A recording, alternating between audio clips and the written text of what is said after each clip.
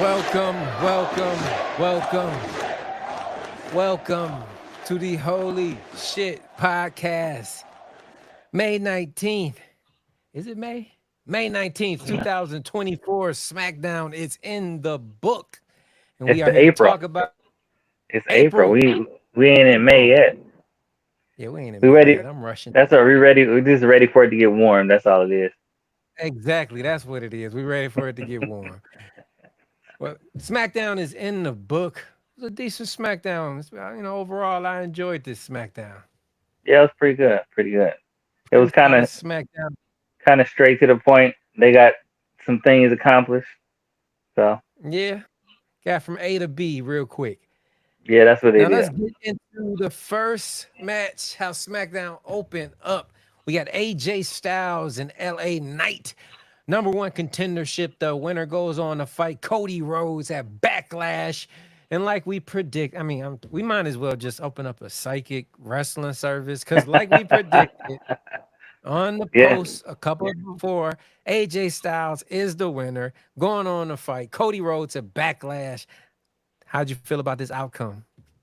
That's is what we expected. You can't have the two baby faces going up against each other, especially. Um, you don't want LA Knight's fire to get extinguished, so you had to have some kind of shenanigans happen. Right, right. So he loses, but not cleanly. What'd you call it? The rubber match, or is the rubber match the third match? How'd that go?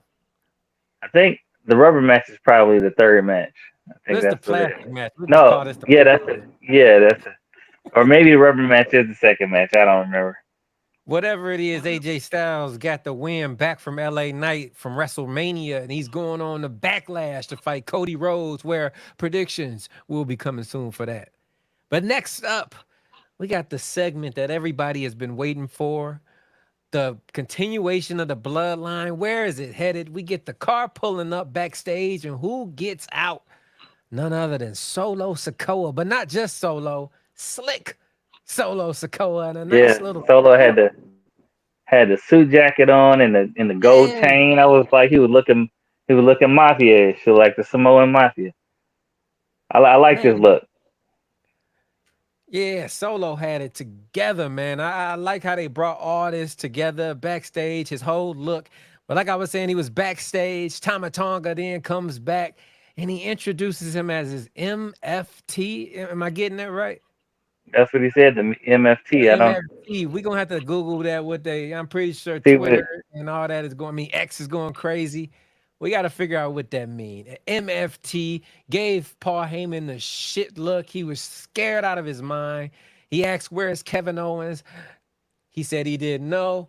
Solo took it on his own upon himself. Went to go find Kevin Owens. How'd you feel about this presence, this look of Solo? It's just it adds another level of intimidation. I think it shows that Solo means business. He Yeah. doesn't look like the sidekick anymore. He looked like he's running his stuff himself, and I like it. I like this look. Yeah, this was cool. And I like how they presented Tamatonga too. Gave him a little character this week, other than last week, kind of looking kind of just he came out of nowhere. Tonight, he was looking together. Yeah, he's a man. A few words. He's kind of playing the role that Solo did when he first came in. Exactly. Next up, let's get into the presentation of the brand new WWE Tag Team Championships. Held by Austin Theory and Grayson Waller. They are now called A Town Down Under, it seems like. Yeah, yeah, that's what they call it. But they've Yeah, been calling him that for a minute, but I guess that's the it's official official. name now. They were But pretty that disrespectful to Triple H, I could say. yeah, those titles, those that look like the classic. They look Yeah. like the classic tag They team look like titles. the So classic titles. Yes, that's what I saw. I saw it reminded me of Heart Foundation. That's what I thought of when I yep, that's what I was thinking about too. Heart When the Foundation. Heart Foundation and I think they were the same titles when was it Ultimate Warrior and Macho Man was going after them too. Yep. So Yep. yeah, it's reminding me of those classic titles. They're nice. I like them. Now we just got one more title, the Winged Angel. We just need that Winged Angel back, and we be good, man. Yeah, yeah, Winged Eagle, Winged Eagle. yeah. The Winged Eagle. Yep, that's Get the. that back, we be all right. We'll see how that goes. I don't know. if they're How gonna do you feel change. I about don't think they're gonna Triple H change being it. disrespected like that, man? Um, it was on brand with with A Town Down Under. So Okay, they they was Vince's guys. So you got to right, disrespect Triple H. right. Next up, though, we got the number one contendership for those newly crowned tag team titles. We got AOP going up against Pete Dunne and the Big Strong Boy. I will never get used to saying that. Street Profits and Los Dan Fantasma, the crew. What was they? What did you? What's their name again? Delgado Los Fantasma. Delgado. Del Yeah, Fantasma. Phantasma, whatever. I'm We gonna just call call him them Delgado for short. the Fanta Boys, Fanta Pop Yeah. Boy. That's what I'm calling them. But anyway, we get the Street Profits getting the win. They are the number one contenders now. How'd you feel about that tag match? Did it get the right outcome? Yeah, I think it did. It was chaotic at times, but it was all put together pretty well. And Yeah. I think they did it right because it kept the crowd involved. It was going to be a long match. It was a bunch of exciting spots, some high flying stuff. When they had that whole thing where Pete Dunne and the big strong boy, they did that backflip and then Tez jumped over. That was Tyler crazy. Bate, damn it. Tyler Bate. We Yeah, ended it. No more strong boy. Tyler Bate. Jesus. just Tyler Bate. Yeah, Tyler Tyler. Bate did that backflip, and then Tez jumped over the turnbuckle. Yeah, that was the crazy spot. So, but And I think it's about time that that Street Profits get another chance at their title. what do you think about AOP? I feel like I was just watching NXT down there. Will you want them up? You want them down? What do you think? I think it's a good idea to probably have them in both. Get them as many reps as possible because they took so much time off and away from the Right. ring. So the more reps they get, the better.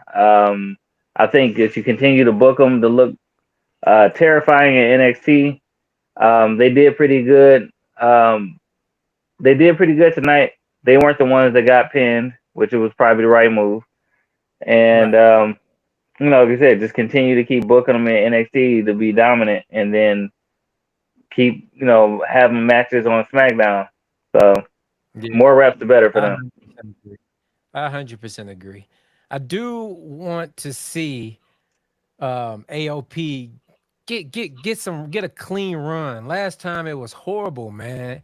I need that NXT presence brought to the main roster. I've got faith in Triple H. I do not want to see AOP back in NXT permanently. Like you were Yep. saying, just get their feet wet, get warmed up, and let's do some big shit with them. Because they were dominant in NXT. That first run, there was like nobody could touch them, and they should get back up to that level. Speaking of nobody who can be touched right now, Solo Sokoa in this next segment seems like the man of the hour now. And just before the segment even started, we've been saying this the last couple of weeks. These camera angles, they gonna win some Emmys for this shit that they're doing right now. But the Yeah, camera angle coming from Gorilla with Paul Heyman and then carrying Solo into the ring for his segment, kind of like Sami Zayn last week, coming through the crowd. Just brilliant production, brilliant. it's almost like they were filming a documentary the way they've been doing it. Yeah, So um, yeah, it gives you a I'm different look really of I'm the really show. liking it. It's a whole different Yep. type of feel. But Solo came out. He told Paul Heyman he was looking for Kevin Owens. You didn't find him, but my MFT Tama Tonga did. And he drags the fat, bloody carcass of Kevin Owens to the ring. The blood is for real. PG is over. Ladies and gentlemen, Attitude Era is back. But he drug him to the ring, threw him in there. Man, it was a scuffle back and forth, bloodline. Of course, they get the edge. How'd you feel about this segment, man? Man, they've been booking Tamatanga to look like an absolute maniac, and I'm enjoying it Yeah. because he clocked out and Solo had to bring him back down to earth. He grabbed that chair and everything. It was getting it Yeah. was you could see the worry in people's faces too, and I like that. I want them to be scared of Tamatanga because they should be, and that's how they should continue to book him. Is that he's a loose cannon, and Yep, like if a rabid dog. yeah, if you ever seen any of the stuff when he really got into it with the Bullet Club, when he was really went off, he was scary, and I wanted to continue to do that. It kind of gave me that feel. You remember when Jay Uso was in his prime with the bloodline? He was just ready to snap on anybody like Sammy. Yeah. It gave me that vibe, man. Like that enforcer. So I'm excited again to see what's next that they're building with the bloodline. It's crazy. It's still going. It's not slowed down. They found a new level, and now they're building on that. And just when Roman comes back, how is that gonna come? How is that interaction gonna go? And He it's got to just be so a much. baby face. He got to When come back it baby face. when he comes back, people are gonna cheer. They're gonna have to cheer Yeah, Roman. Um, they were and cheering. I think this is a good way to do it without knocking Roman down any levels. You can still keep Right. him up to where he was at. It's just that now people actually miss Roman. So when he comes back, they're Yeah. gonna cheer him. So that might be the smarter way to do it. So we'll see how it goes. But This that segment cover all three bases. You got Solo looking like a heel, getting booed like crazy. You got Roman being turned into a face, saying "We want Roman," and you got Tamatonga looking like a complete animal. I mean, win, win, win. yeah, it's continuing with this classic, like this masterpiece of storytelling. It's like cinema. It's continuing. So this is like with the Godfather 2. That's where we are right now. So Right. long as they And don't with go to Godfather 3 route, we be good. right. Speaking of sequels, let's go to LWO versus Dos Phantasma for the millionth time next as we get Escobar versus Carlito. Once again, here we are. When will this ever end? I don't know. That is a good question. That is a good question. Man, I feel Um, like every week we get a different variation of this feud. I think I don't know where it goes at this point. I thought it was going to be over at Mania. Um, Man, and I don't know if it's like I don't want to say that it's bad, but it is dragging and it's not going anywhere. It's in the same spot, so they got to figure something out, some way to push this forward to make it progress to a point to where they can wrap it up in a satisfying way. Because right now everything is up in the air, and I think it's probably the issue right now is people are getting injured, and as yeah. people get injured, they're like, okay, what do we do now? And they're just kind of kicking the can down the road until everybody's healthy and they can wrap it up. So I don't know. I don't know what they're gonna do. At this point, I wouldn't be surprised if they kept it going and brought Alberto Del Rio back. I mean, this is like the never ending story. But anyway, let's get to the main event, which I was very proud of. We got a women's main event that was very dope. Yeah, Naomi getting a title match up against Bailey. Before the match even started, once again, camera angles. We got Damage Control in the press box. And who comes out right next to him? Jade and Bianca setting up future rival with the tag team division. I mean, another home run moment right there. But as predicted, or as expected, I should say, Bailey does defend her title and wins by DQ. yeah. Tiffy time. She decided to insert But herself into the situation. I will say this about Damage Control before we get to that. Um, I really like the way that Io says so much with her eyes without even saying anything. Like her Oh eyes, man, that's she's classic. is so That's loud classic. just That's with her eyes and her facial expressions without saying anything. oh, But the match, they put on a good match. It was a really good match. yeah. And they both looked strong. And then Tiffy showed up, which I was actually happy about too because um, it keeps her in the picture, and she should be. She should And be in everybody that needs to picture. be on notice for Tiffy time. I've been saying it. I called it since the chamber. You can go back and scroll back to our posts. I've been telling y'all the next huge woman star is Tiffy. Period. That that star, she Clip. became a star. Like she was already a star in Yeah. NXT, But when she had that match against Becky, that solidified it. When she And she when can she was wrestle. she was when she was wrestling, she was fighting, she was bleeding, and she didn't slow down. She Yeah. kept going. That was like, yep, that's when her star was solidified right then and there. For anybody else that didn't see her in NXT, so She the yeah, truth, man.